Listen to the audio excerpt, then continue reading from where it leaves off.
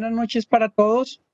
Vamos a continuar con el ciclo de conferencias que realiza la Universidad de Caldas en acuerdo con la sede cultural del Banco de la República de la ciudad de Manizales. Este ciclo de conferencias lo estamos realizando cada 15 días. Hoy tenemos la conferencia de la profesora Marta Cecilia Betancourt, quien nos ha acompañado en los anteriores ciclos de conferencia. La profesora Marta Cecilia es egresada del pregrado en Filosofía de la Universidad de Caldas, maestría en Filosofía de la Universidad Nacional y doctorado en la Universidad de Sevilla, España. Ella ha trabajado temas tanto de filosofía moderna como de filosofía contemporánea, especialmente Wittgenstein y Ricoeur. También ha trabajado temas por el pensamiento colombiano. La profesora Marta tiene diversas publicaciones en diversas áreas, no las voy a leer por efectos del tiempo. Le damos entonces gracias a la profesora. La profesora entonces tiene la palabra y muchas gracias por colaborarnos, ¿sí?, en esta actividad tan importante para la universidad, sacar la filosofía ya no es a la calle, sino al ciberespacio. Entonces tiene la palabra, profesora. Muchas gracias, Alejandro. Muchas gracias por la invitación y por la programación, que vivo también convencida como Alejandro y como todos, de la importancia de que la filosofía salga de las aulas y salga de la universidad y tenga una influencia y un impacto en la sociedad. Muy bien, y muchas gracias a todos por asistir y por participar. Yo voy a hacer la conferencia sobre renovaciones del humanismo y posibilidades de la esperanza. He preparado para ustedes un PowerPoint con el fin de organizar la exposición y con el fin de que ustedes puedan ir leyendo conmigo y para que sea un poco más ameno y tal vez más sencillo de seguir y de comprender. Muy bien. Renovaciones del humanismo y posibilidades de la esperanza. Humanismo. Los seres humanos pertenecen a una especie que necesita definir sus límites con otras especies y el alcance de sus recursos y capacidades para saber quiénes son y para ser lo que son. El hombre es un animal que necesita saber lo que es para serlo, aunque sea con un saber prerreflexivo y natural. Así aparece en las diversas culturas, desde las más elementales hasta las más complejas, que son siempre modelos de humanismo. Los modelos de humanismo por los que ha atravesado la cultura contienen entonces definiciones de sí mismo del ser humano, establecimiento de sus límites y sus posibilidades y comprensión de sí en tanto especie e individuo. El humanismo es una corriente de pensamiento dinámica y cambiante, ocupada de la reflexión acerca de lo que define al ser humano. Tiene una historia que despliega la transformación del sentido de lo que en distintas épocas se ha entendido respecto a las características de la excelencia humana. Historia que ha venido sistematizando una serie de propuestas y modelos que se modifican y van emergiendo en medio del declive de viejos que se ven debilitados y resultan infructuosos. En este sentido, el humanismo es la comprensión de sí que el hombre ha forjado en diversas épocas y diversas geografías. Propósito de la conferencia: reconstrucción del humanismo. A partir del reconocimiento y la crítica de figuras clásicas del humanismo, quisiera defender la posibilidad de hacer una renovación de este pensamiento a través de una reinterpretación de los conceptos de condición humana, humanismo y utopías, mediante nuevas interpretaciones como las de Paul Ricoeur, Martha Nussbaum, Luis Duch, Jacinto Choza y otros pensadores de diversas ramas de la fenomenología, la hermenéutica y la teoría crítica. Pretendo mostrar la inconveniencia de las posiciones extremas que caen en el dogmatismo radical de negar el sentido y la posibilidad de todo humanismo.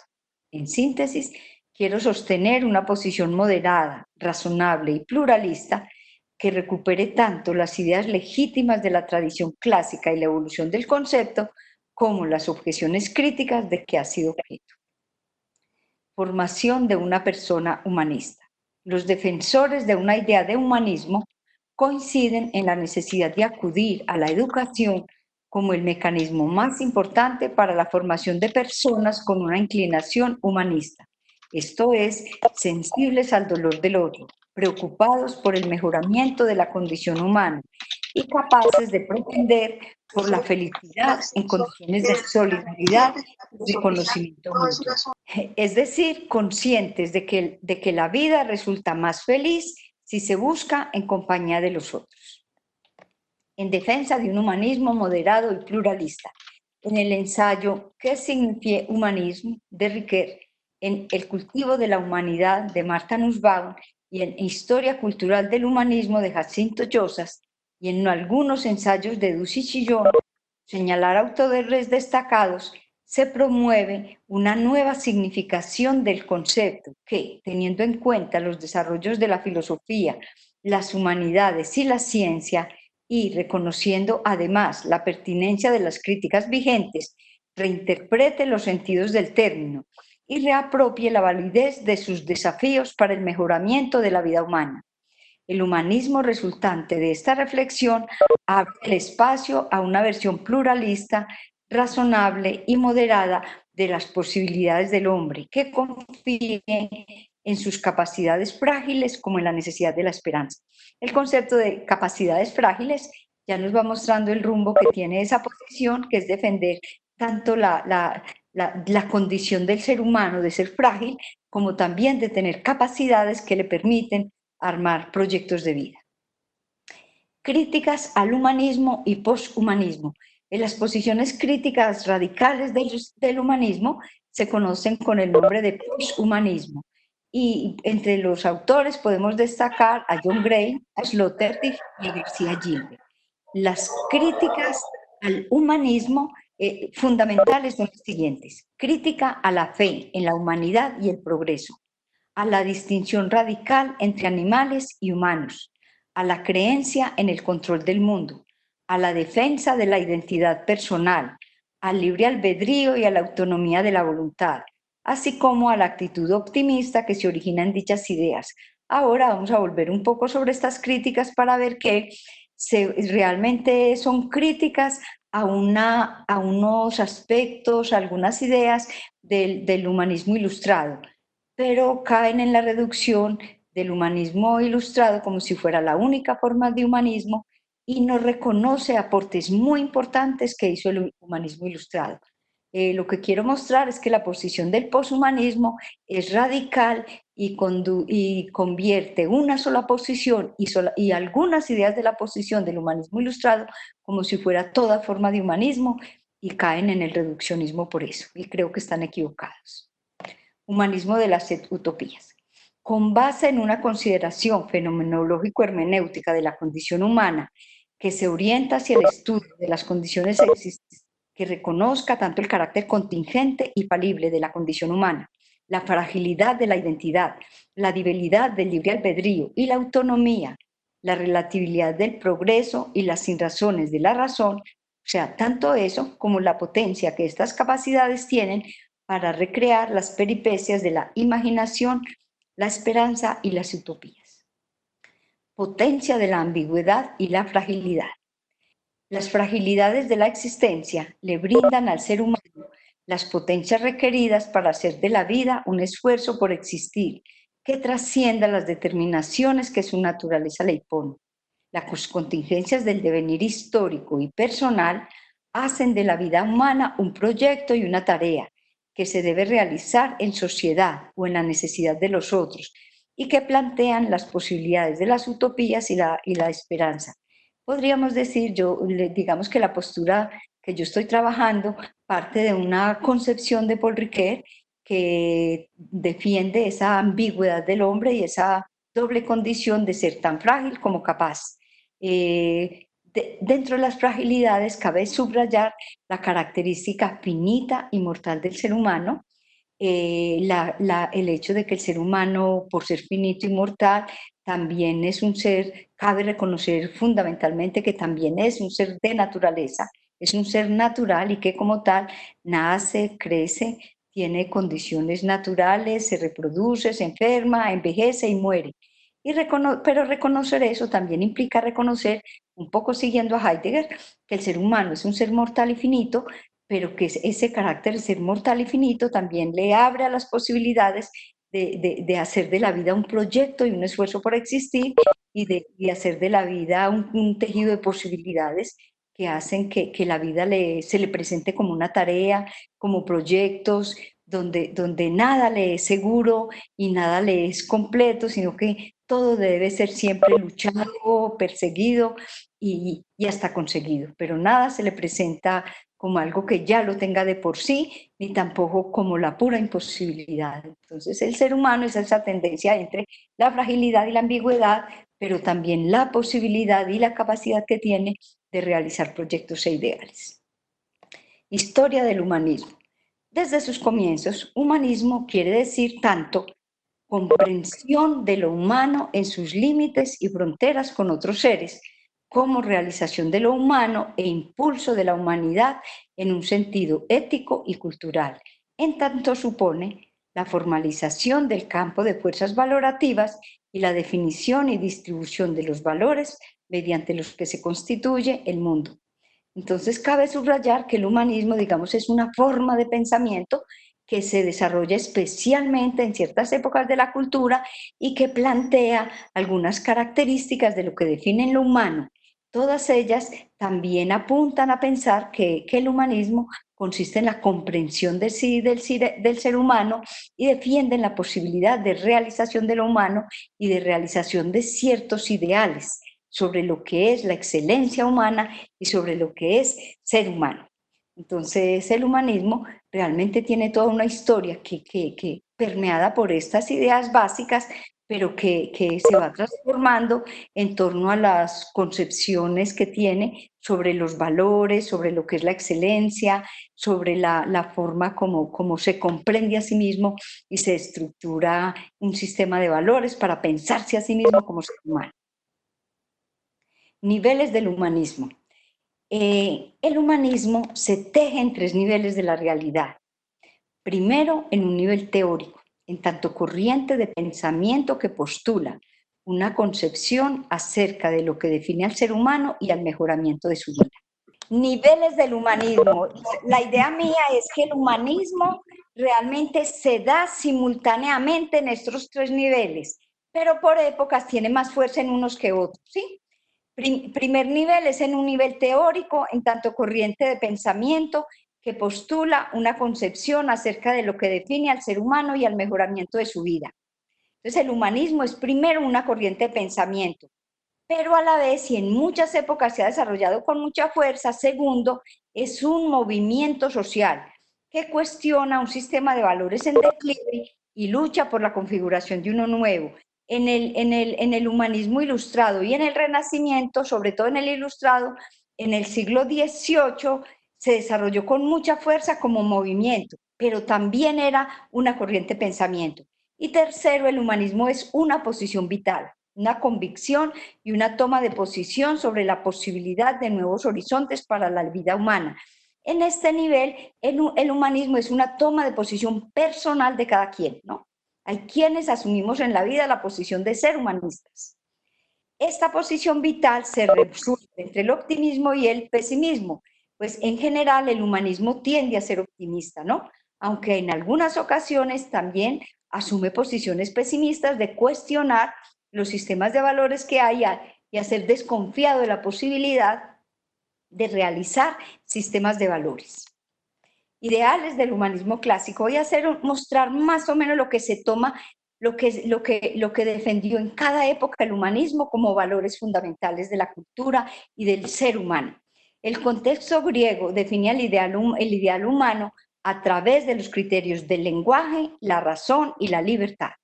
A partir de una perspectiva geográfica, social y política, establece una gradación de lo humano que va desde los bárbaros y esclavos hasta los hombres libres, pasando por los niños y las mujeres. y donde los hombres libres son los que hablan, es decir, los que toman los acuerdos sobre el gobierno de la ciudad y la polis. En cierta medida, el hombre libre representa el ideal humano configurado por los griegos. Ese ideal humanista de los griegos era realizado fundamentalmente por el hombre libre y los demás sectores de la sociedad apenas como que aplicaban de distinta manera ese ideal. Para Aristóteles, si bien éste no reconoció el concepto de humanismo, la ciudad debe velar por la paideia, es decir, que debe establecer la práctica mediante la cual se forman adultos capaces de llevar una vida responsable, virtuosa y feliz. Para Aristóteles, el ideal de lo humano se forma a través de la educación. Y se plantea en el humanismo griego la necesidad del cultivo de las letras, la ética y la filosofía. Humanismo romano. Cicerón subrayó también el valor de las letras en el mejoramiento del hombre o la búsqueda de la excelencia. Algunos matices de este pensador llevan más allá la posición aristotélica. En su obra clásica sobre la República, habla del género humano en lugar de todos los hombres, como lo hacía Aristóteles, concepto que reúne en una unidad, digamos, conceptual, las características de la especie. El ser humano se constituye diferenciándose del animal y acercándose a lo divino. Su constitución es dinámica e histórica en Cicerón. Además, destaca el papel de la vida práctica, más que la teórica, contemplativa y ociosa, del trabajo, del lenguaje y de la libertad en la configuración de lo humano. El lenguaje es mecanismo fundamental para la organización política, la formulación de las leyes. El humanismo romano tenía el propósito de romanizar y civilizar. Características del humanismo renacentista. Inicia la defensa del individuo, la subjetividad y la propia conciencia, ideas que serán desarrolladas en el siglo XX en el humanismo existencialista e interiorista. Hace un giro en la comprensión del ser humano, que deja de ser una criatura creada por la divinidad para convertirse en un ser mundano, terreno y cargado de tensiones, pues aparece provisto de diversas capacidades como la razón, la sensibilidad, la pasión y la imaginación. Intentó cumplir un papel totalizante y buscó ensamblar la cultura de su tiempo. En sus búsquedas sintetizó las contradicciones de su época entre un mundo que nacía y otro que moría. Los humanistas desempeñaron en el Renacimiento un papel crítico y subversivo. Se opusieron al saber oficial, desarrollaron otras formas de pensamiento y se expusieron a la censura religiosa y crítica. Se debatieron entre las críticas al orden oficial y la formulación de nuevos horizontes y utopías. En ellos, el humanismo significó una toma de posición personal, crítica y subversiva. Quinto, al propender por un saber completo, incorporaron el arte y la literatura en tanto campos del saber, áreas que constituyeron en dicha época expresiones fundamentales del estilo propio y de las nuevas formas de pensar. Es evidente el poder altamente creativo e innovador del arte y la literatura del Renacimiento. Humanismo ilustrado. Es representado y formalizado especialmente por Kant. El humanismo ilustrado tiene como objetivo la emancipación. La plenitud a la que aspira es la superación de la minoría de edad mediante la racionalidad científica y práctica. La elevación del género humano consiste en el hallazgo de su propio ser en tanto criatura racional, capaz de configurar valores morales y políticos universales, que lo hacen apto para vivir en sociedad y donde el valor más propio de lo humano consiste en ser un fin en sí mismo. El principio de que todo ser humano debe ser considerado un fin y nunca como medio es lo que define al ser de lo humano y debe ser compartido por todos los hombres, por el género humano. En Cana hay ideas muy bellas del humanismo, del humano, ligado a la mayoría de la edad, a la emancipación, a la concepción de todo ser humano como fin y además tiene una idea muy importante de que el ser humano es consciente de su propio género, ¿no? Es un ser universal en tanto es consciente de sí como género, que es una idea que retoma hoy el humanismo y que no puede dejar pasar. Valores fundamentales del aporte de Kant que revitalizan la posición humanista. universaliza la categoría de lo humano, lo aplica a la individualidad de la persona o el ciudadano y subraya en ellos el poder o la potencia de la autonomía de la voluntad. Toda persona es fin y no medio, posee las facultades de la razón teórica y práctica y participa de las condiciones de lo humano, en tanto es capaz de autonomía y de emancipación. Hay una relación muy bella en Kant en esos tres elementos que yo vengo trabajando, y es que el humanismo es una posición tanto personal, ¿no? Y la autonomía que está ligada a la autonomía de la voluntad, porque la autonomía de la voluntad es una posición que se toma realmente en primera persona, es una posición en la que yo digo soy autónomo y libre y decido y pienso por mi propia cuenta, pero que además tiene implicaciones para el ciudadano, el hombre como ser social, pero además es un elemento universal del ser humano como humano, ¿no? Entonces miren que hay una relación entre lo singular, lo social y lo universal que se tejen en conjunto. En la antropología señala Kant la representación de sí o autocomprensión como la característica más importante de la persona. Entonces aquí se subraya la autocomprensión como elemento y valor fundamental del humanismo. El desarrollo de lo humano es responsabilidad de cada uno y puede buscarse y lograrse mediante la educación. Miren que también es una idea que atraviesa toda esa concepción del humanismo.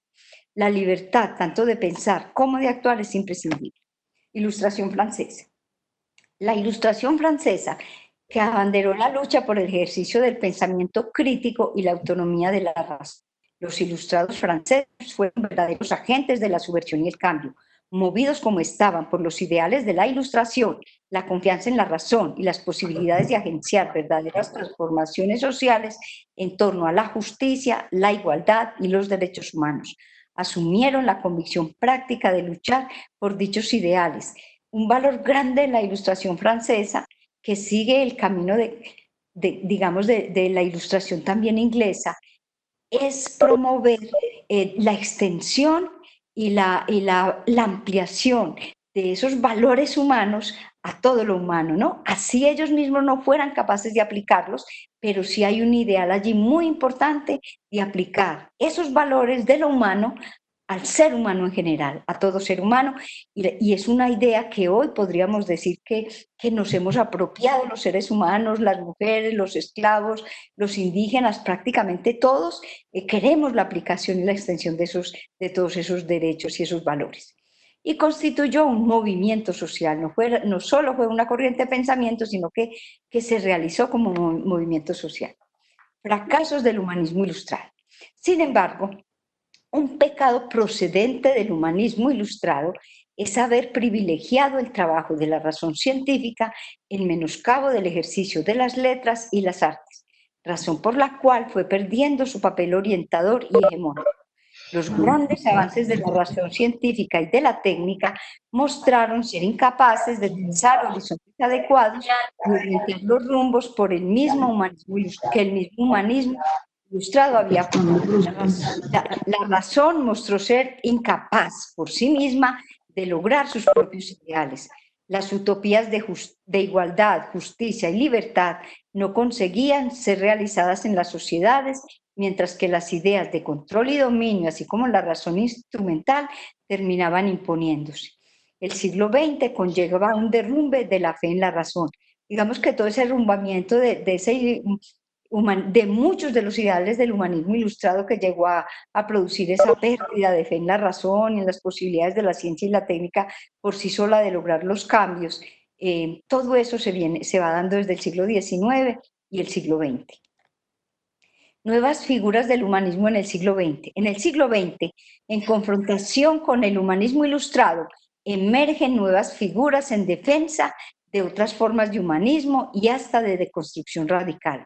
Hay una crisis del humanismo público y de las posibilidades del mejoramiento de la condición humana, en cuanto estos se basaban en la racionalidad científica e instrumental. De las teorías alternativas del siglo XX, cabe subrayar dos versiones. Una, la del humanismo existencialista ateo de Heidegger y Sartre, porque hacen un giro e impregnan de nuevos sentidos los estudios acerca del ser del hombre. los orientan desde las esferas abstractas y universales hacia el mundo de la existencia y la condición humana. Y 2, la segunda vertiente se caracteriza por la defensa de las posiciones más radicales contra toda forma de humanismo occidental y donde caben las teorías de Sloterdijk, John Gray y García Gilbert. Humanismo existencialista. Dirigen la comprensión de lo humano hacia la descripción y la interpretación de la interioridad y la intimidad propias del ser en situación. Para Sartre, la existencia precede a la esencia, o si se prefiere, hay que partir de la subjetividad. Sartre incardina la consideración de lo humano a partir de su facticidad y su condición concreta, mediante la deconstrucción del saber público universalizante, homogenizador y racional. Esta corriente lleva el estudio de lo humano hacia la comprensión y la aceptación de la fragilidad y la contingencia, a la vez que reconoce la potencia del hombre en tanto ser capaz de elección, de responsabilidad social y de futuro. Aquí en estas ideas van estando las claves de lo que defienden lo que yo llamo la renovación del humanismo a finales avanzado del siglo XX y comienzos del XXI. Estas ideas se mantienen hoy en toda la corriente del humanismo moderado y pluralista. Humanismo ante la muerte de Dios solo significa que el hombre está solo en el mundo, no tiene excusas ni auxilio de los dioses ni quien lo salve. Le toca construir lo humano por cuenta propia.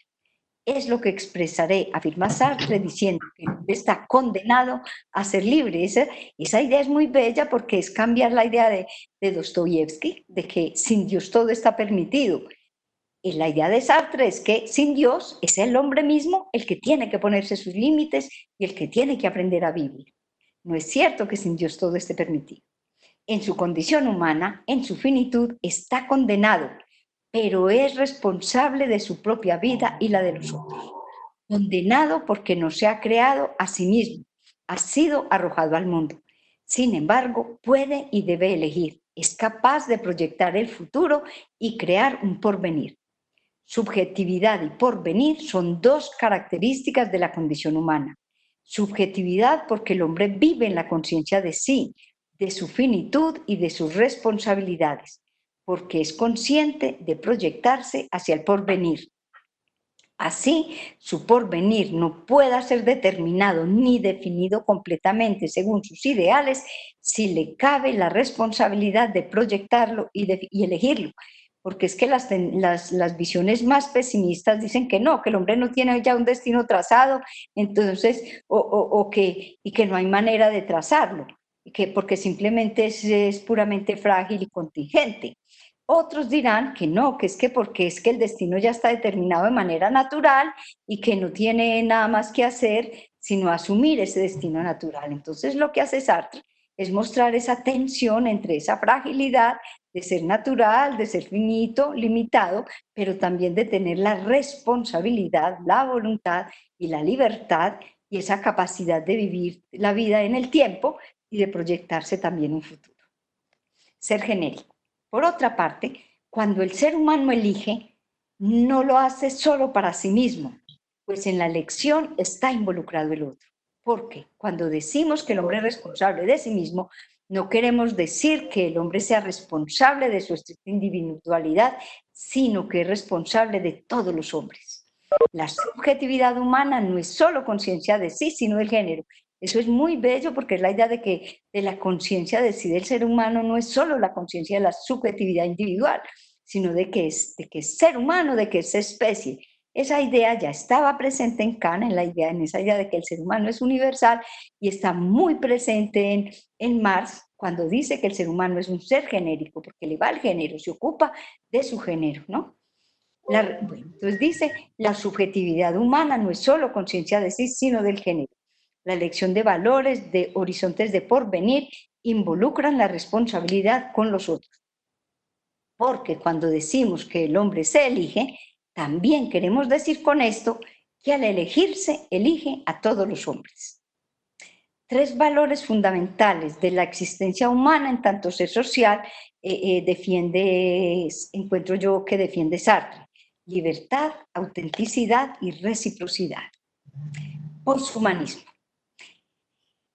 En una obra muy difundida actualmente, Perros de Paja, que es una obra que a mí me llama la atención porque genera mucha, sugiere mucho a los jóvenes, ¿no? Los jóvenes por esa posición tan crítica que siempre tienen, digamos que son muy influenciables por estas teorías que realmente hacen una crítica muy radical del humanismo y que sí, a las que les falta, digamos, serenidad y reflexión para evaluar todas las, digamos, las características y los matices de esas teorías, ¿no?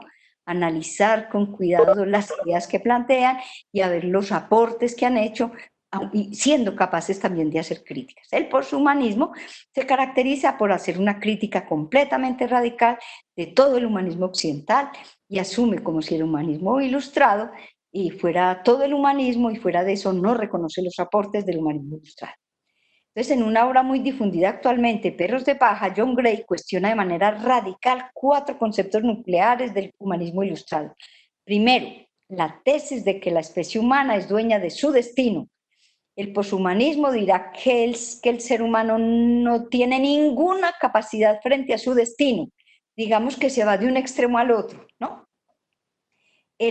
Algunos sectores del humanismo ilustrado, digamos los más cientificistas y que más yo respeto tienen por la razón y la técnica, y por la razón, la ciencia y la técnica, suponen que el ser humano con la ciencia y la técnica ya es capaz de hacerse el destino.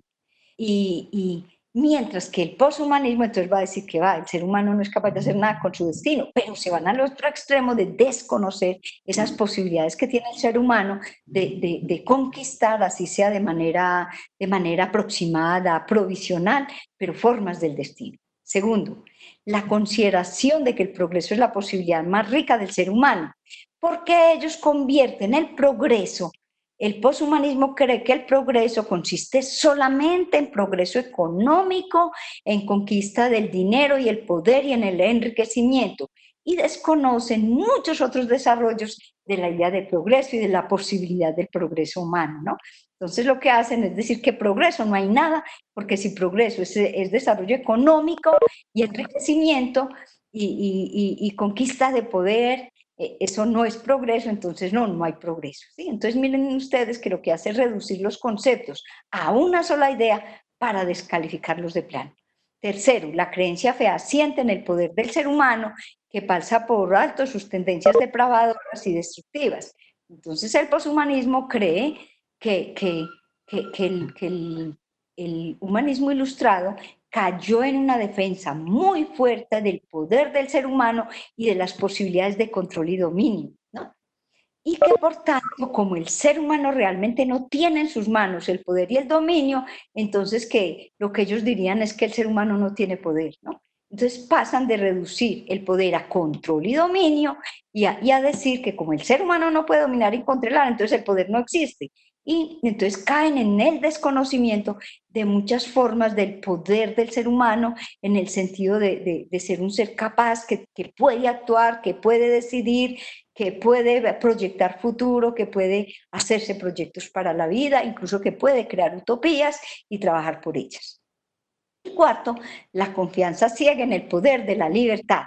Para el poshumanismo no existe la libertad. A mí me parece que el poshumanismo es contraintuitivo porque niega de plano, dice, nosotros la libertad no es más que un sueño y una ilusión, ¿sí? Entonces desconocen esa posibilidad que tiene el ser humano de ejercer la libertad. El problema es que el poshumanismo lo convierte en una idea abstracta y totalitaria, como si la libertad o es absoluta y completa o no existe. Y desconoce entonces todas esas posibilidades que tenemos como seres libres. Muy bien. Sloterdijk, también Sloterdijk es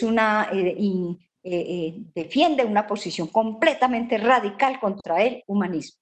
Sloterdijk, desde una visión poshumanista, el pensador afirma que los intentos de recuperar el humanismo occidental han fracasado. En una posición provocadora pero pesimista acerca del hombre, que subraya las inclinaciones agresivas y egoístas, sostiene que existe en nosotros una tendencia hacia la máxima violencia que nos incapacita para aprender a modelar las emociones y las pasiones.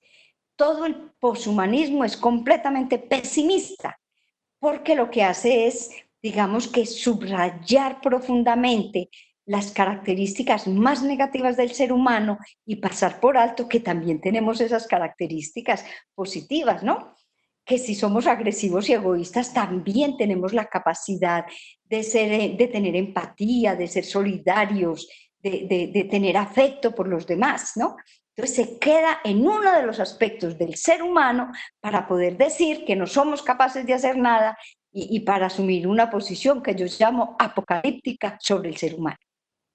El pensador descalifica la capacidad de la educación para formar en la construcción y el seguimiento de valores y normas que nos habiliten para crear un mundo mejor y para propender por el mejoramiento de la vida humana. Para Sloterdijk y el autor que les mencionaba ahorita, como para John Gray, es imposible el mejoramiento de la vida humana. Eso no se puede. Y por otra parte, desconocen la posibilidad que tenemos a través de la educación de apropiarnos normas y valores que nos permitan vivir mejor en sociedad, ¿no? Ellos no creen que la educación esté en condiciones de cumplir ese papel, que eso no es posible. Muy bien. Y miren que esa capacidad de la educación la viene defendiendo el humanismo desde la antigua Aristóteles, Cicerón, Kant. Todos ellos han defendido la posibilidad en la educación de mejorar ciertos valores y prácticas que tiendan hacia la construcción de una mejor sociedad, de una mejor vida en común y propender por valores que nos permitan mejorar la vida humana. Transhumanismo e inhumanismo. Muy bien.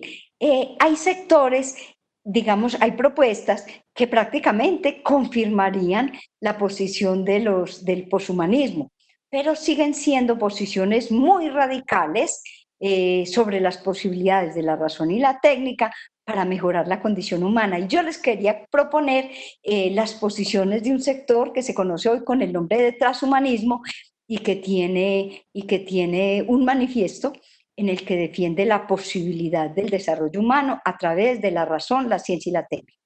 Miren lo que dice el manifiesto transhumanista, comillas. En el futuro, la humanidad cambiará de forma radical por causa de la tecnología. Prevemos la viabilidad de rediseñar la condición humana.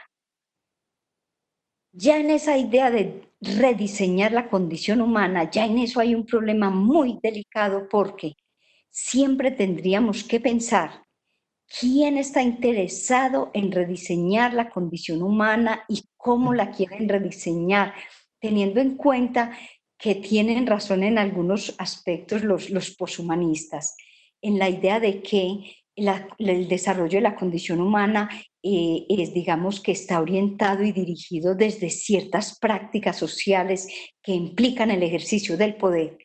Tenemos que pensar quiénes tienen en su poder rediseñar la condición humana y qué pasa cuando la ciencia y la técnica se ponen al servicio de ciertas ideas de poder y ciertas formas de ejercer el poder.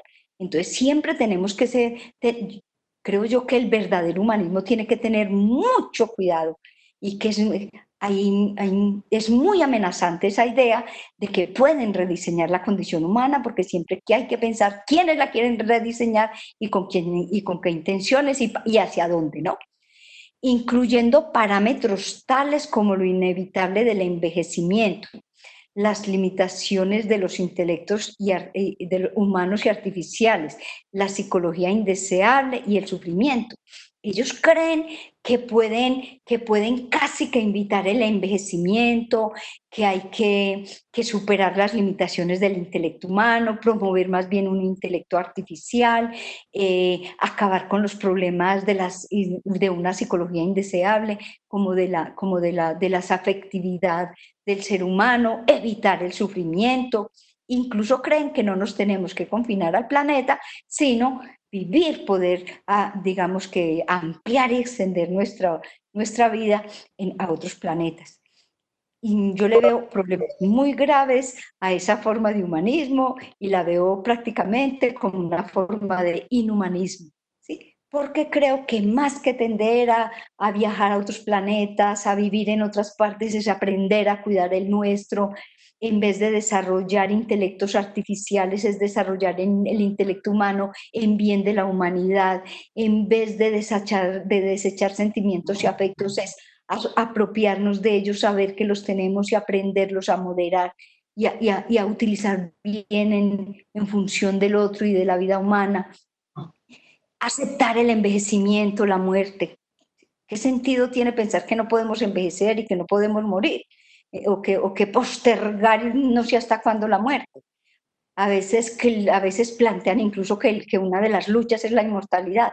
Entonces yo creo que los ideales de humanismo, de un ser humano que plantea el transhumanismo, están, digamos que son los ideales que hay que cuestionar, que hay que someter a crítica y que debemos replantear a través de unas nuevas formas de humanismo y de pensar de otra manera lo que es el ser humano y la condición humana. Muy bien. Humanismo pluralista y moderado de la esperanza. Los humanismos de la esperanza, que serán todo lo contrario al transhumanismo, apropian las críticas a los rasgos más nefastos del humanismo ilustrado como pueden serlo. Yo considero que hay unas ideas claves del humanismo ilustrado que sí debemos someter a crítica, como son las nociones de razón instrumental, las de control y dominio, mientras que hay que revisar y reconstruir conceptos que han enormemente testimonio ilustrado como son los conceptos de progreso, democracia, equidad y justicia social. Yo creo que el humanismo ilustrado es un gran aporte a la cultura y que hoy nos lo seguimos apropiando, ¿no? Incluso uno de los valores que recogemos hoy, que con los que seguimos trabajando, es el concepto de reconocimiento, la necesidad de que el ser humano se reconozca en su dignidad, en su ser persona, y esa lucha porque todo ser humano sea reconocido como ser persona que permite la realización de los valores y los derechos. Muy bien. El humanismo pluralista se ocupa de la discusión crítica de las ideologías que conduzcan a la frustración y la incomprensión de la vida. Creer que nos vamos a volver inmortales, que vamos a acabar con el sufrimiento, con la vejez, todo eso es incomprensión de la vida y negación de lo que es el ser humano. Subrayan, por el contrario, el carácter frágil, ambiguo, finito y contingente del ser humano, y cuyas expresiones más profundas, como las catástrofes naturales, la enfermedad y la muerte, solo pueden ser postergadas, manejadas y moderadas, pero nunca evitadas, ¿no? Entender que la ciencia hace un aporte importantísimo porque nos ayuda a vivir mejor, a cuidar la salud, es verdad que a postergar la muerte, pero también tenemos que pensar hasta dónde y hasta cuándo la queremos postergar, ¿sí? Aceptar lo que somos y ver en qué medida la ciencia y la técnica nos ayudan a vivir mejor. El destino del ser humano es enfermar, envejecer y morir. Procesos que deben ser comprendidos y asumidos con dignidad y respeto. Subversión y crítica. Los mismos humanistas han cumplido la tarea de develar y denunciar los grandes peligros de la razón instrumental, del desconocimiento de las capacidades sensitivas, afectivas, imaginativas y volitivas del ser humano y de la búsqueda de fines utilitaristas que pierdan de vista el reconocimiento del otro en su dignidad. Son los mismos hombres de cultura quienes han subrayado el origen del inhumanismo o de la deshumanización del hombre, que se halla en la búsqueda equivocada del sentido y en la orientación equivocada del telos de la vida. En últimas, el humanismo defiende que el ser humano tiene que buscar de manera apropiada el sentido de la vida y propender por buscar telos de la vida. Y en ese sentido que la ciencia, la técnica, todas deben estar orientadas e integradas a la búsqueda del sentido de la vida. Han mostrado que el sentido y la esperanza de la vida no hay que buscarlo en el enriquecimiento económico y la conquista egoísta del poder y el dominio, sino en la configuración de la ética de una vida buena compartida con los otros. Yo creo que por ahí está la cosa, ¿no? En que hay es que configurar la vida de manera que entendamos que siempre va a estar compartida con los otros. Una correcta estima de sí. El humanismo moderado se asienta en una posición sobria que se aleja tanto de la vergüenza como de la soberbia. Afirma una correcta estima de sí. Pues el hombre de cultura no debe sentir vergüenza de ser un intelectual, porque además sabe que su lucha tiene una eficacia. La lucha de los humanistas en todas las épocas ha tenido fuerza y ha tenido influencia en la cultura. La intención más radical del trabajo humanista está lejos de la legitimación y conservación del estatus del poder. El humanista es un libre pensador independiente del poder. Si su intención más radical es la palabra, la creación y la apertura de posibilidades más propias del hombre, su papel no puede estar ceñido al poder ni a los signos de la política. El humanista no se somete a las debilidades de la política ni de los juegos de poder, pues debe conservar la independencia que lo autoriza a ser crítico y creador de ideas y proyectos. Tarea ética. En síntesis, la tarea del humanista es una tarea ética, de propender por el desarrollo de una inteligencia práctica que le permita al ser humano aprender a vivir en sociedad, en el respeto de los derechos, en el ejercicio de la libertad y en la conquista de una felicidad personal que incluya la de los otros. Aprender a ser felices en la fragilidad y con limitaciones, así como ayudar a hacer felices a los otros. Así, esta tarea esté siempre sometida al debate y nunca se resuelva definitivamente, pero es la tarea. En cuanto sembrador de utopías o de formas posibles de esperanza y en tanto fuente del pensamiento subversivo, el humanismo se opone a la teoría conservadora, legitimadora de poder y manipuladora de ideología, y es capaz de abrirse a elaborar una nueva esperanza y una nueva exigencia que anticipa al hombre del mañana. Umbrales de la fragilidad y caminos de la esperanza. En el ser humano, aceptar la fragilidad es reconocer la capacidad. Somos tan frágiles como capaces. Aceptar la condición finita, frágil, desproporcionada, ambigua e intermedia es reconocer también la capacidad de obrar, de trazar un porvenir y luchar por él, de construir sueños y labrar esperanzas. La comprensión de la tensión entre la fragilidad y la capacidad puede permitirnos dar paso a la posibilidad de abrir caminos de esperanza que se asienten en esa doble configuración de la persona, tan capaz del bien como del mal, de promover el egoísmo o el altruismo, de alimentar el ángel o el demonio que lleva dentro. Todo ello puede permitir abrir caminos intermedios que se abran paso entre el pesimismo y el optimismo moderados, un camino que no se cierre ni al sueño de la utopía perfecto, ni en la pesadilla de un destino ya fijado. Límites y provisionalidad. Aunque el humanismo reconoce la eficacia del pensamiento y la capacidad de subversión del hombre de cultura, sabe que esta es una eficacia sin el saber absoluto, con la serenidad y la seguridad de saber que no lo sabemos todo, que el sentido total se nos escapa, es decir, con la conciencia de los límites. Sabemos que podemos superar deficiencias, limitaciones, incapacidades, pero todo ello es provisional y contingente. La época que estamos viviendo nos confirma estas ideas. Es entonces un humanismo de los límites, que se erige contra la idea del sentido total, del paraíso, de la verdad absoluta y de la perfección, que reconoce que el hombre es hombre cuando se sabe hombre, o que lo somos más que humanos. Frente a la sentencia de Nietzsche que reza, humano, demasiado humano, que replica, humano, solamente humano, lo cual significa la superación de la soberbia. Listo, eso es. Bien, profesora Marta, muchas gracias por su conferencia. Ahora, si alguien desea preguntar, bien sea por chat o preguntar oralmente, lo puede hacer. Mi nombre es Natalia Arango, yo soy estudiante de Lenguas Modernas de la Universidad de Caldas. Bien, Natalia, está amable. Gracias. Primero que todo, pues agradecer a la profesora por maravillosa pues, presentación.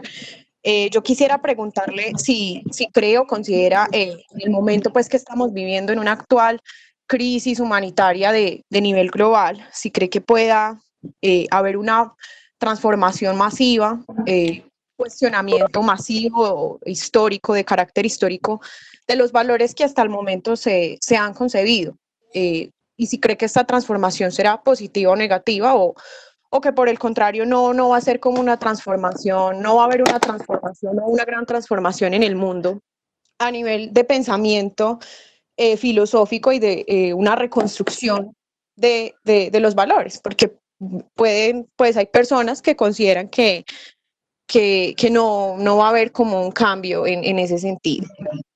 Muchas gracias por la pregunta. Excelente la pregunta, excelente y la verdad es que la conferencia se aplica completamente a ese problema que estamos viviendo hoy. Realmente, que seamos capaces de hacernos como que un planteamiento radical sobre los valores en los cuales estamos asentados y que podamos plantear una nuevas formas de valores. Yo creo que depende de todos nosotros, porque efectivamente, como casi en todo, existe esa doble posibilidad. Es posible que quienes, porque tenemos que pensar que vivimos en la práctica, en la aplicación de valores, de privilegios de sectores, de grupos sociales, ¿no? Vivimos en sociedades de privilegios y la ideología que se defiende, miren ustedes como por ejemplo en Colombia se defiende que plantear los problemas políticos y debatir los problemas políticos y sobre todo económicos y sociales del país. Constantemente nos dicen que no, que eso no se puede hacer, que porque eso es atizar el odio de clases. Nos están negando la posibilidad de que planteemos esos debates, ¿no? Y parte del humanismo, digamos que dentro de las ideas fundamentales del humanismo, yo diría que está en mucha parte recuperar valores del humanismo ilustrado, como la igualdad, la justicia, y hoy se reconocen otros como el reconocimiento de los seres humanos en su dignidad, ¿no? Pero esa es una tarea que hay que conquistar. Entonces, sectores políticos que están en el poder tratarán de que la pandemia no nos conduzca a transformaciones radicales. En Colombia hay problemas concretos como la forma como se realiza, digamos, la salud, cómo se lleva a cabo la educación. Mire que casi todos los problemas de la pandemia en Colombia y del impacto que puede tener se debe a la inequidad y a la desigualdad, ¿no? Pero es muy posible y lo que va a pasar es que quienes están en el poder harán lo posible porque la pandemia no conduzca a cambios radicales en el mundo ni a cambios radicales en los valores. Nos dicen que si proponemos cambios radicales que estamos atizando el odio de clases. Entonces también es tarea de los humanistas y de los hombres de cultura. Riquer habla en general de hombres de cultura, muchos hablan de humanistas, de los hombres de letras, de los pensadores. La tarea es propiciar el debate e invitar al ser humano, yo pienso en el mundo, en Colombia y en todas partes, es a cambiar de valores y a construir sociedades distintas, ¿no? En las que cuenten otros sistemas de valores como el reconocimiento del otro, no defender tanto el egoísmo y el individualismo, sino defender también la capacidad que el ser humano tiene de ser solidario. El objetivo del mundo no tiene que ser la riqueza individual de unos cuantos, sino que podemos propender por sociedades en las que no sea necesaria tanto enriquecimiento personal y una distribución distinta de las riquezas, en las que haya un reconocimiento verdadero de formas de democracia, de realización de la libertad, de respeto al medio ambiente, por ejemplo, ¿sí? Que es un problema muy profundo que estamos viviendo. Sin embargo, eso todo depende de todos, porque es que cuando decimos que sí va a pasar, no nos comprometemos con eso, depende de nosotros también lo que pase, ¿no? Ejercemos la denuncia, la crítica, promovemos distintos valores o simplemente seguimos sometidos a los sistemas de valores que nos imponen y creemos que eso no es posible cambiar, ¿sí? Porque es que lo que nos generan a nosotros es la idea de que, por ejemplo, el neoliberalismo es el sistema económico que tenemos que aplicar, no hay otro. Fuera del capitalismo no es posible nada más, ese tiene que ser. como pensadores, los humanistas deberíamos ya reevaluar todo eso y decir, bueno, ¿qué otros sistemas económicos son posibles? ¿Cómo articular ciertas formas de libertad de comercio con la protección digamos, del Estado y de la economía del Estado y de un Estado que se preocupe más por la ciudadanía? Entonces, yo sí creo que eso es una tarea de todos y que depende de todos, porque si lo dejamos a que lo hagan los otros, quienes están en el poder en una sociedad de privilegios, mantendrán los privilegios. La lucha es por la conservación de los privilegios, pero hay muchos sectores sociales buscando ya transformar esas sociedades de privilegios. Entonces, yo creo que depende de todos. Bien, profe Marta C., aquí hay 3 preguntas que voy a tratar de resumir, ¿sí? Bueno, para sí. que usted haga las reflexiones. De todas maneras, algunas de ellas ya las ha tocado. Camila dice, profe, ¿cómo ve hasta dónde llegaría la tecnología en la evolución humana? Ana María pregunta, ¿podemos decir que se despliegue hacia un humanismo donde la vida sea el centro de la reflexión y las preocupaciones humanas? Es la otra, ¿sí? O sea, una, ¿hasta dónde llega la tecnología? Y Sí. la segunda pregunta, que es si podemos pensar que el humanismo, sí, llegue hasta la reflexión de la vida y de las preocupaciones humanas. Y otra pregunta ya es de recomendación, y usted ya la hizo ahí en la conferencia, ¿qué bibliografía recomienda para introducirse en este tema y comprender mejor el problema del humanismo? Esas 3 preguntas, tratando para que le demos espacio a otras preguntas. Bien, profe, es tan amable. Muy bien. Muy bien. Bueno, la tecnología. El de la tecnología. Yo quiero como ligarlas. Sí, ¿sí? bien, El de profe, la tecnología y de la del respeto a la vida. Correcto. Sí.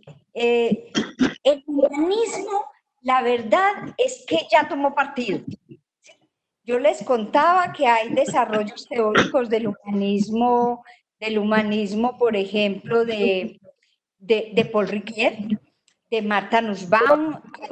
Hay un grupo de estudios en Barcelona muy interesante de un pedagogo filósofo que se llama Joan Carlo Melis y Luis Duch. Uno de ellos ya murió, Luis Duch. Tienen un grupo de trabajo precioso en Barcelona, donde han trabajado ciertas ideas de humanismo, y lo más interesante es que yo encuentro que esas distintas teorías humanistas tienen muchas coincidencias, muchas, que son en el fondo las que yo he ido sistematizando, que les propuse ahora: la aceptación de la fragilidad y la capacidad, la necesidad de que el ser humano conozca tanto la fragilidad y la capacidad que tiene y promueva formas de utopía, que proponga ya sistema de valores para vivir bien en sociedad, defiende que el humanismo es una autocomprensión del ser humano, que no se queda en lo meramente individual, sino que promueve una mejor vida en sociedad y un mejoramiento de la condición humana. El humanismo ya tomó partido por ahí. Y el humanismo lo que defiende es ese mejoramiento de la condición humana en condiciones de reciprocidad, a sabiendas de que necesitamos vivir juntos y de que el ser humano tiene que vivir juntos, ¿no? Entonces el humanismo sí aspira a eso, aspira al respeto de la vida, pero no solo eso, al respeto de la vida, del planeta y de todo otro ser humano como humano, a la defensa de una mejor vida en sociedad, al mejoramiento de la calidad de vida en sociedad. Incluso todo este humanismo cree que la libertad es fundamental para eso, y que el ser humano debe tomar partido y luchar por eso, y creen que eso es posible, pero que depende. Ricoeur insiste mucho en eso, realmente Martha Nussbaum también, de que el ser humano toma un papel activo y que no espere que lo hagan otros, porque a veces es que estamos esperando, es que si va a pasar tal cosa, no, sino es que papel debemos cumplir todos.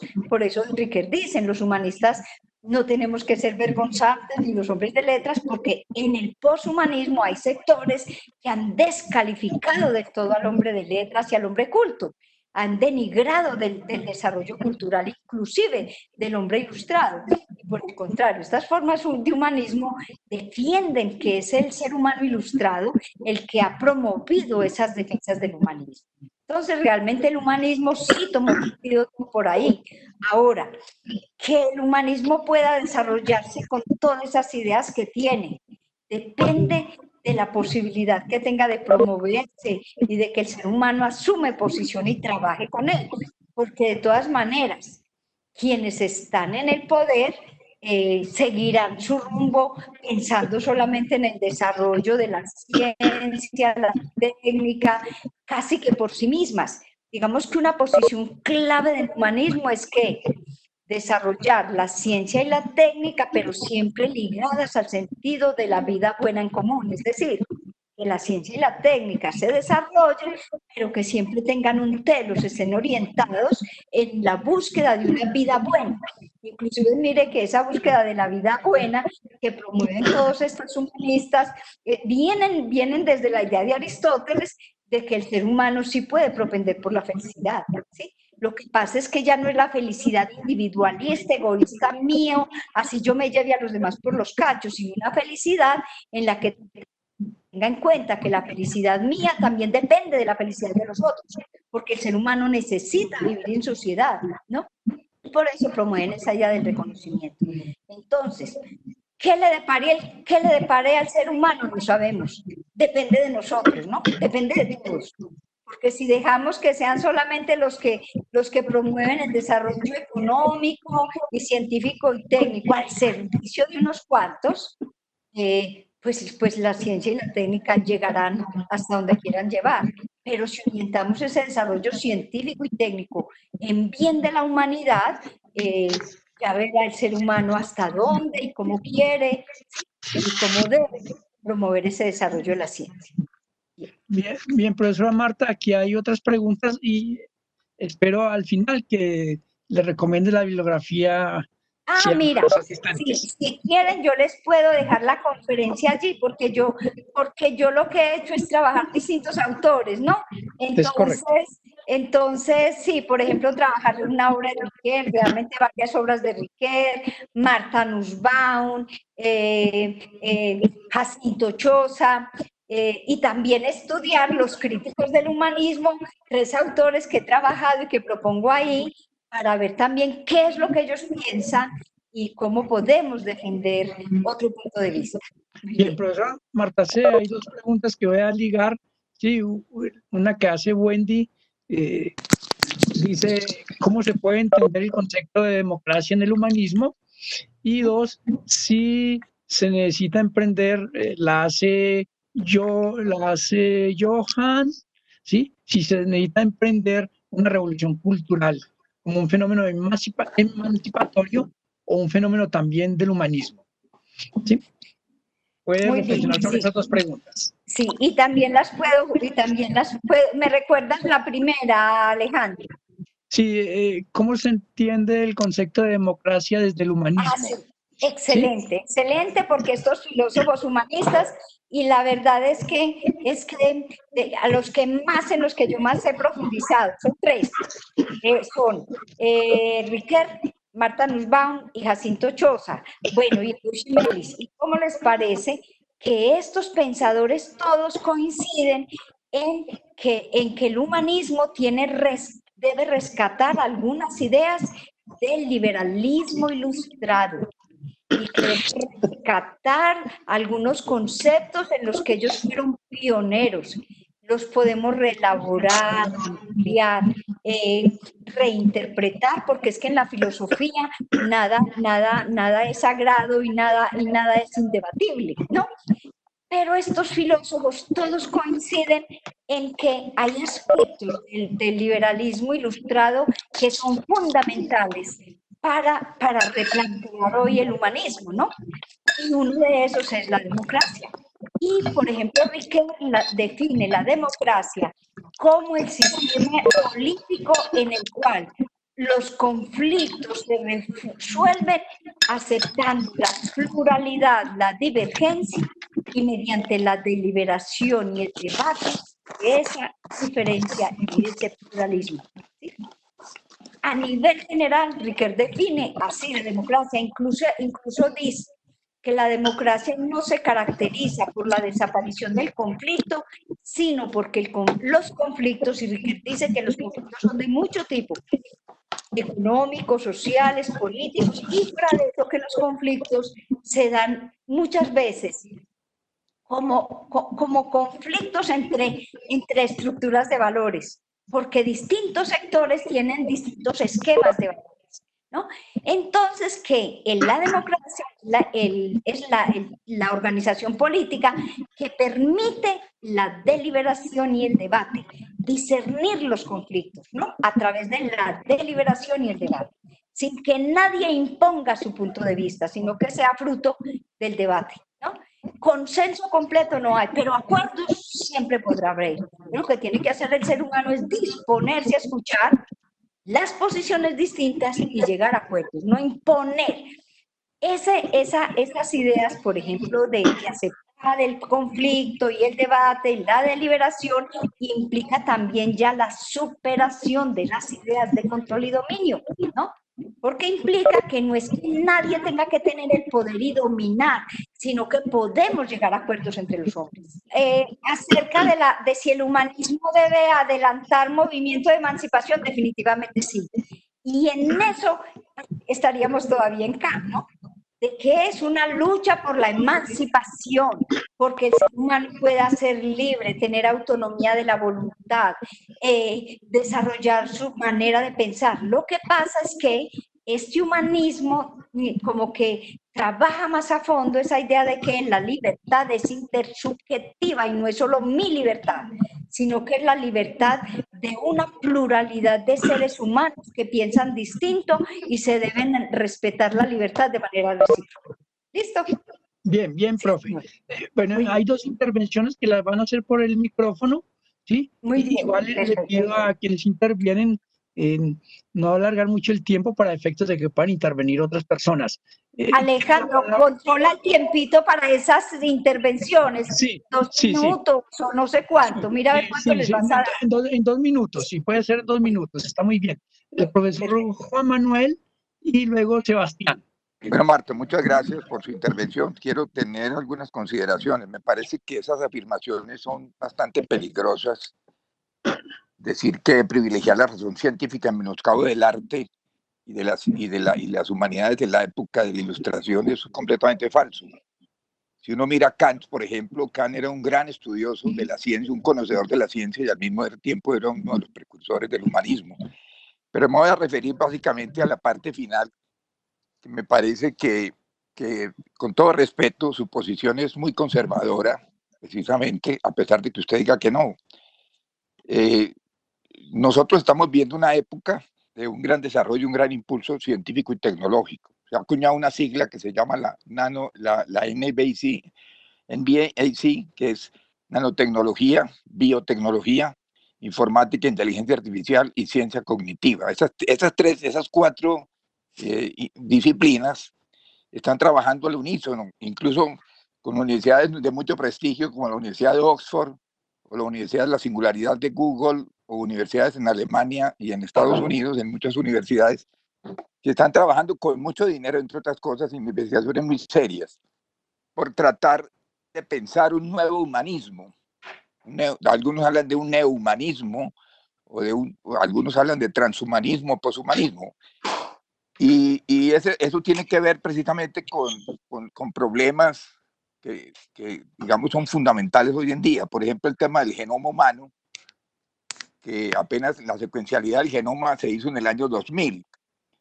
Y hoy en día, gracias a la secuencialidad del fenómeno del genoma humano, se está trabajando sobre la vacuna contra el COVID-19. Si eso no es contribuir al mejoramiento del ser humano, yo no sé qué sea contribuir al mejoramiento del ser humano. La inteligencia artificial, por ejemplo, ha impulsado una cantidad de cosas impresionantes. Por ejemplo, las máquinas están ahora, podemos hablar de un aprendizaje de la máquina. Ya no son los computadores que se programan mecánicamente y resuelven problemas, sino que es capaz de aprender, como se demostró, por ejemplo, en experiencias con el juego Go, etcétera, etcétera. hablemos de la ingeniería genética, hablemos de, es decir, de una cantidad de cosas que van en pro del mejoramiento humano. Cerrarse a la posibilidad de afirmar, por ejemplo, que hablar de la vejez es sin comprender la vida, me parece que es completamente equivocado. Precisamente lo que hay que buscar es tratar de prolongar la vida humana en condiciones de salubridad, y eso se puede lograr y se está haciendo a través de todas estas investigaciones con la ingeniería genética y con la biología molecular y con la biología sintética. Yo creo que ese tipo de cosas hay que mirarlas con mucho cuidado y no hacer ese tipo de afirmaciones tan alegres, pensando en que lo que se viene con la ciencia y tecnología es el desastre y la famosa razón instrumental que me tiene cansado. Es una cosa que se viene repitiendo y que pensé que ya habían sido superadas esas nociones habermasianas de razón instrumental. Es evidente que la ciencia la manejan los poderes y la pueden manejar los poderes, pero también la ciencia se puede poner al servicio de la humanidad. Y podríamos incluso decir, desde una visión un poquito utilitarista, pero que tiene cierto sentido, que una acción científica es buena, no solo porque satisface intereses personales, sino porque permite realizar la mayor felicidad al mayor número posible de personas.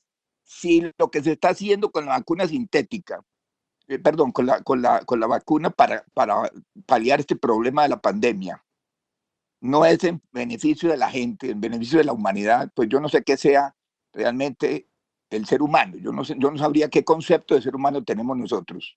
Es decir, no podemos cerrarnos a esos avances, y creo que cualquier reflexión filosófica tendría que tenerlos en cuenta. Perdone que sea un poquito exaltado, pero me parece que ese tipo de afirmaciones, ese neohumanismo que tú estás planteando, es más de tipo conservador que realmente abrir una perspectiva a futuro como la que se está viendo. Por ejemplo, los computadores cuánticos pueden hacer cálculos mucho más eficientes que el cerebro humano, mientras un computador cuántico lo hace en un minuto, el otro lo hace en 10.000 años, el cerebro humano. Si eso no es una cosa que se puede mejorar, que puede servir a la humanidad, yo no sé qué sea servir a la humanidad.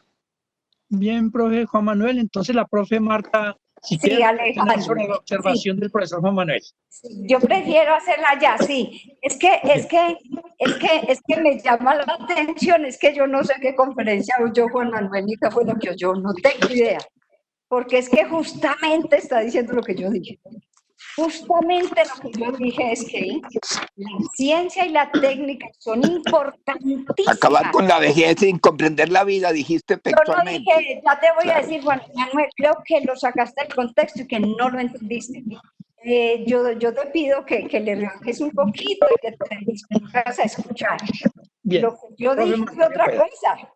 Yo dije que la ciencia y la técnica son importantísimas. Es más, hasta un chico preguntó si la ciencia y la técnica, ¿qué podríamos hacer y hasta dónde va? Y yo dije, no, el desarrollo de la ciencia y la técnica es importantísima y nos aporta enormemente. Es más, a mí me encanta la medicina, el computador, y cuando los chicos se sobrepasan en las críticas, les digo, ustedes critican y felices con el computador y el celular en la mano. Todo lo contrario, estoy contigo, Juan Manuel. Pienso, y lo dije, lo expresé claramente, que la ciencia y la técnica son fundamentales, que son parte de las creaciones de la cultura y que conducen al mejoramiento de la vida. Yo dije, fue otra cosa, que la ciencia y la técnica no pueden seguir un desarrollo por sí solas, sino que deben estar orientados de acuerdo con el sentido de la vida y con un telos, y que se puede, y que se va fijando metas, pero que no es cierto que la sociedad no pueda pues nunca debatir tal avance o tal otro, pero yo estoy contigo que los aportes son fundamentales, ¿no? Y es verdad, estoy contigo en que conducen al mejoramiento de la vida, y lo dije varias veces. No tengo realmente nada en contra de lo que tú dijiste. Eso mismo lo dije yo, eso mismo lo dije. Bien, Lo que profe pasa es que dije que no puede ser ligado a las visiones de control y dominio, y el concepto de razón instrumental, pues cada vez y siempre se sigue confirmando que ese concepto, cuando se toma así, como el desarrollo de la mera razón y de la técnica y la ciencia, sin que esté orientada al mejoramiento de la vida es problemática. Es todo lo que dije. Y sobre la vejez, tampoco entendiste lo que dije, Juan Manuel. Sobre la vejez solamente dije que a ese proyecto transhumanista tiene demasiada confianza en la razón y cree como que el objetivo de la vida es llevarla hasta no sé cuánto edad, y a veces hasta dicen que tienen el sueño de que vamos a ser inmortales. Yo solamente planteé que el ser humano, excelente, y lo dije así como lo estoy diciendo, Juan Manuel, que es importantísimo el aporte de la ciencia para el cuidado de la vejez y para vivir mejor en la vejez. Claro que sí, es maravilloso. Lo que pasa es que de pronto el sueño no debe ser acabar con la vejez y tener ilusiones de que no nos vamos a morir, sino reconocer que nos vamos a volver viejos, ¿sí? Negarse a aceptar que la vejez existe, eso es lo que yo dije, que eso no se puede. ¿Y por qué negar lo otro? ¿Y por qué negar lo otro? ¿Por qué negar eso? ¿Por qué negar qué? Usted dice que acabar con la vejez es la incomprensión de la vida, lo dijiste. A mí me parece que eso es erróneo. No, yo no creo que es erróneo, yo creo que la condición humana es vivir, envejecer y morir. Pues si podemos prolongar la vida, si podemos alargar. Pero de prolongar la vida, pretender, Juan Manuel, de prolongar la vida todo lo que logramos es prolongar unos años la vida y con buena calidad, y está bien, y es excelente, pero creer que vamos a conservar, que nos vamos a conservar con toda la vitalidad, con todas las características de los 25 años, eso es una incomprensión de la vida, no aceptar que somos seres naturales, que tenemos un proceso vital simplemente. Bien. Profe Marta, yo lo quiero dejar ahí, no quiero plantear un debate contigo aquí. Bueno, queda pendiente esa discusión, tenemos 5 minutos, ¿sí? Entonces, por favor, interviene Sebastián, la profesora Marta hace la pequeña reflexión y yo doy una información de la próxima conferencia. Sebastián, ¿también está allí? Sí. Sí, aquí estoy. Primero que todo quiero agradecer. Ok, muchas gracias. Primero que todo felicitar a la profesora Marta Cecilia, agradecerles a todos ustedes por este espacio de reflexión. Fue muy agradable la conferencia y para no alargar tanto y ser preciso, decirle a la profesora que me interesó mucho una de las partes que trató, que fue el humanismo ateo de Sartre, pero quisiera preguntarle hasta qué punto se puede sostener el concepto de humanismo ateo en Sartre, viendo que en la presentación de PowerPoint y lo que ella presentó, rescata ciertas partes o en cierto momento, veo que toca alguna de las obras que tiene él, antes y después, digamos, El ser y la nada, y posteriormente veo que toca la crítica a la razón dialéctica. Y en la crítica a la razón dialéctica yo veo que él ya empieza a abandonar un poco esa parte del existencialismo y trata o rescata demasiado, digamos, ya empieza a rescatar lo que es Kierkegaard, y a pesar de que retoma a Marx, él presenta el proyecto de la humanidad como una necesidad, pero también presenta ese concepto de rareza, ¿no? Mi pregunta es si aún se sigue sosteniendo ese concepto de ateísmo cuando él ya abandona esa forma de existencialismo, de esa corriente que tiene, digamos, con Heidegger y todo, ¿no? Sí. Esa es como mi pregunta. Sí, bien, muchas gracias, profe Marta. Entonces, 2 minutitos y yo doy el informe para no pasar. Sintéticamente. Bien. Sí, en un artículo muy importante donde sintetiza esa concepción del existencialismo humanista, y que yo lo cito ahí, ustedes lo van a ver ahí, el nombre del artículo. En ese artículo Sartre defiende que tenemos que pensar al ser humano, incluso está defendiendo una forma de humanismo porque había sido objeto de muchas críticas porque se pensaba que su existencialismo era muy negativo sobre el hombre, que era demasiado pesimista.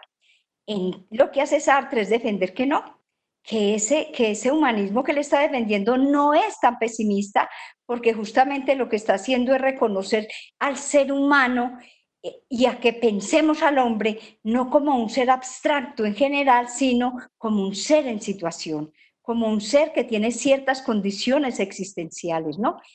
Y condiciones existenciales, y ya esos conceptos son de Sartre, según las cuales el ser humano es muy frágil y tiene problemas y es un ser que sufre, pero también es un hombre capaz, y ya Sartre subraya también esa capacidad del hombre. Y ateo, ¿por qué? Porque Sartre subraya que negar la existencia de Dios no implica dejar al ser humano como un ser, digamos, que carezca de atributos y de posibilidades y de potencias y de capacidad espiritual. Pero en Sartre la capacidad propiamente consiste en ser responsable, en tener libertad, en poder decidir cómo actuar, en ser capaz de forjar un sistema de valores para poder actuar, ¿no? Entonces el ser humano puede decidir qué caminos traza y qué caminos traza para el futuro. Por tanto, el ser humano sí tiene posibilidades. Recuerda la frase que les decía yo, en la que discute incluso a Dostoyevsky. No es que que en la vida humana todo se valga si no creemos en Dios, si Dios ha muerto, todo lo contrario. Si Dios ha muerto, le queda al hombre la tarea de levantar el mundo y seguir la vida y hacerlo a través de sus hombros, ¿no? La vida corre ahora por cuenta incluso del ser humano. Bien. En ese sentido. ¿Listo? Bien, profesora Marta, muchas gracias. Para todos les informo las próximas conferencias del mes de agosto. El 5 de agosto la conferencia la orientará el profesor Jorge Alejandro Flores, el tema Platón y la geometría, actualidad del pensamiento de Platón. El 19 de agosto, el profesor Carlos Alberto Ospina. Allí les daré el título de la conferencia del profesor Carlos Alberto Ospina. ¿Sí? Muchas gracias a todos por asistir y quedan invitados entonces para las próximas conferencias. Muy amables. Bueno, muchas gracias, Alejandro, a ti, muchas gracias a todos por su participación. Muy bien. Bueno, y por último, gracias al banco por apoyarnos, sí, en todas estas actividades culturales, lo mismo a la universidad.